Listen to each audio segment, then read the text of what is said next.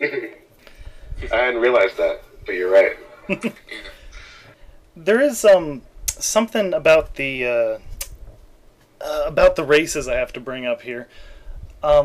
It I don't even know what to say about it. People were saying, "Oh, now it's so racist," but now I'm just confused. The race thing was all over the place, and it managed to get fairly distracting to me. I feel like it shouldn't have, but in the way it was done, it really was. What is going on there? It's like 1/5 of all waterbenders and airbenders are apparently white, and everyone else is Asian or Indian, and the firebenders are all Indian. And I'm like, wow, he just basically. I figured they were going to do a perfectly even sort of spread so that there were white, black, and Asian people in every group, and just try to get around it that way. But this is even more awkward than that. Yeah, it's not like this is M. Night Shyamalan. I mean, he's Indian. I mean, I don't want to say that people of other races can't be idiots, but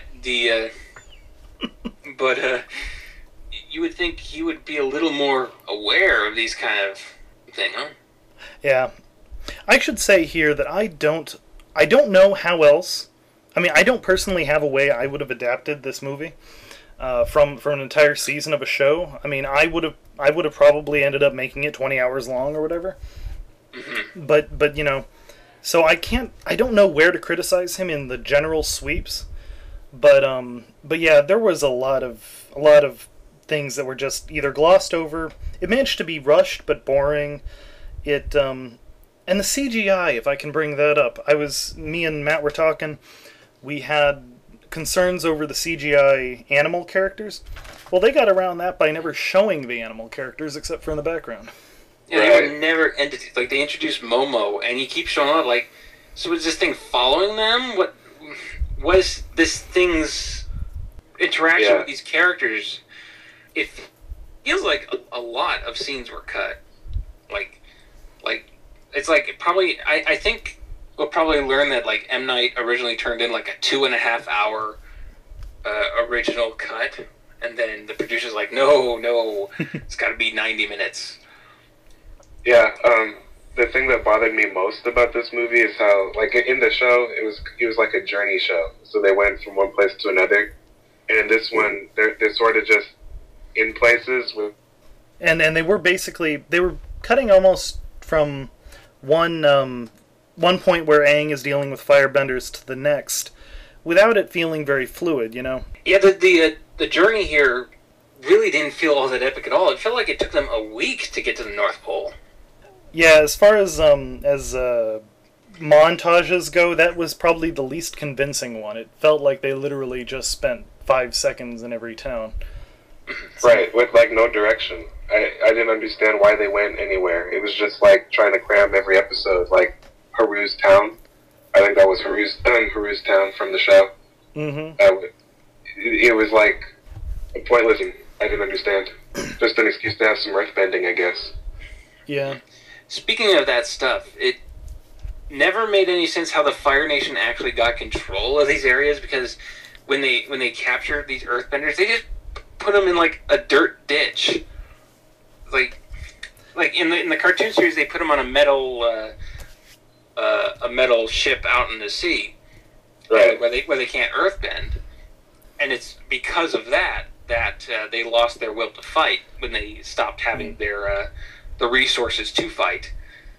And in the movie, they have this idea that basically Aang or Ong has to inspire people somehow, and suddenly, there's no character development here.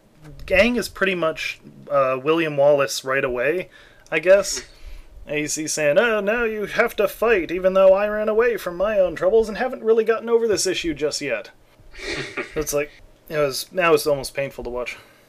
Yeah, I think neither Sokka nor Katara really did much in this movie. Like, what do you guys think? They just sort of seemed along for the ride, to me. Anyway. Mostly they were just hanger-ons. I mean, they didn't even really need to save Ung. No, he saved himself from Prince Zuko's ship. Yeah. They brought the bison over, and after that, just tag-alongs throughout the entire thing. Yeah, the idea of them having this destiny to go with him, the whole speech and all that from the grandmother, it was really, no, he could do it pretty much on his own. Katara didn't even, I mean, Katara managed to teach him a couple of tricks, but overall he apparently had these big restrictions on his waterbending. Yeah.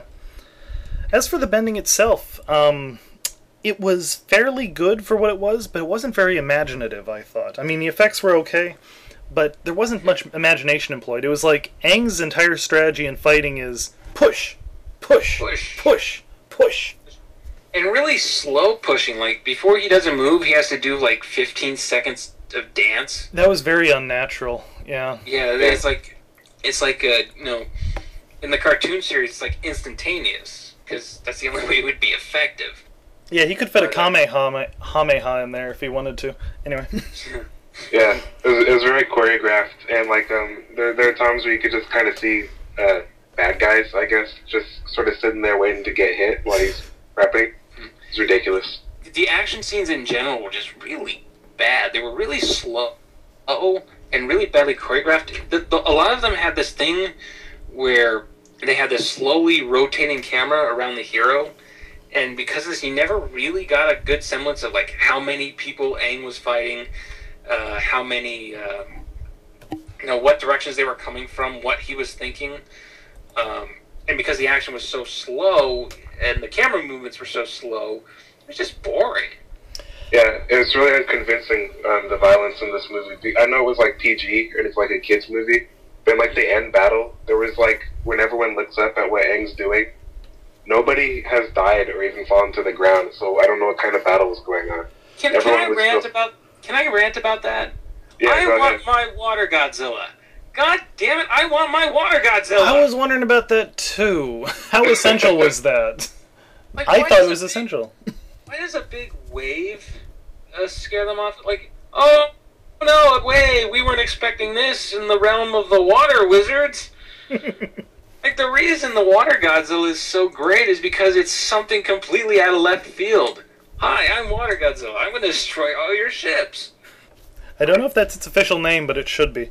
It's my name. Oh, the voiceover, I should say. That, I think even the girl who played Katara, or what probably should have been pronounced Kitara, but anyway, that girl, I think she was even embarrassed to be doing a voiceover in a live-action film like that. Oh, Sokka and what's-her-face became fast friends, so we're not going to show you it. It's like, you know, I had the same word in my head. I was embarrassed for them when I heard that. I really was. I think even she knew, just judging from her voice, and I could be reading too much in, that it's like, have you ever been to film school, Mr. Shyamalan? Anyway. You know he has, because the reason I was interested in this film, before I had even seen the series, was because I'm just absolutely fascinated by the incredibly loopy career of director M. Night Shyamalan. Even when he was at his best with like The Sixth Sense and Unbreakable, you know, you really couldn't quite pin this guy down. And when I see things like The Happening and I see the hot dog guy, I have to wonder what goes through this guy's head. And in the case of The Last Airbender, I'd probably say not a whole lot.